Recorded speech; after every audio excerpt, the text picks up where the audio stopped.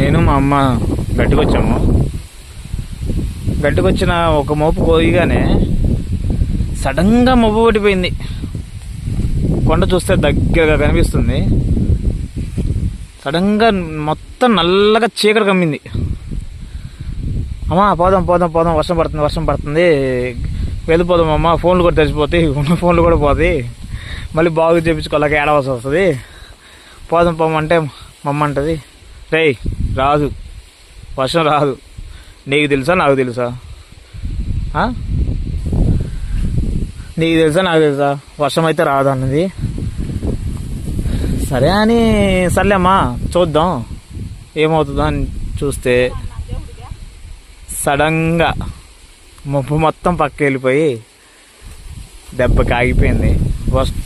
గడ్డికి వచ్చిన వాళ్ళందరూ, చుట్టుపక్కల వాళ్ళందరూ వెళ్ళిపోయారు వెంటనే.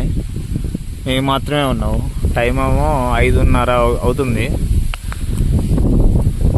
ఇలా ఎవరి పనులు వాళ్ళు ఉండగా సడన్గా వర్షం పడినప్పుడు ప్రతి ఒక్కరికి ఇబ్బంది అవుతూనే ఉంటుంది. కానీ తప్పదు కదా, సాగిపోవాలి. వర్షం పడినా వరదలు వచ్చినా గేదెలకు మాత్రం గడ్డి తప్పనిసరిగా తీసుకెళ్ళాలి. ఉంటుంది, ఎండుగడ్డి కూడా ఉంటుంది. అదే వేస్తే వాటికి పాలు అనేది ఇవ్వవు కదా. ఎండుగడ్డితో పాటు ఈ పచ్చిగడ్డి కూడా కావాలని తప్పదు. వర్షంలో అయినా, వరదలు అయినా, ఎండలో అయినా వారం పాటు వర్షం వచ్చినా వర్షంలోనే రావాలి గడ్డికి.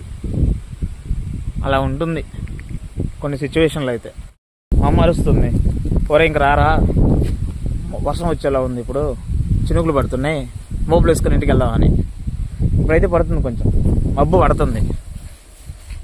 చూసారా, మబ్బు కమ్ముకుంటూ వస్తుంది.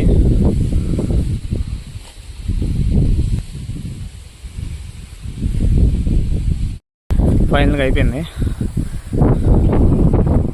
దేవుడి దయ, వర్షం అయితే రాలేదు.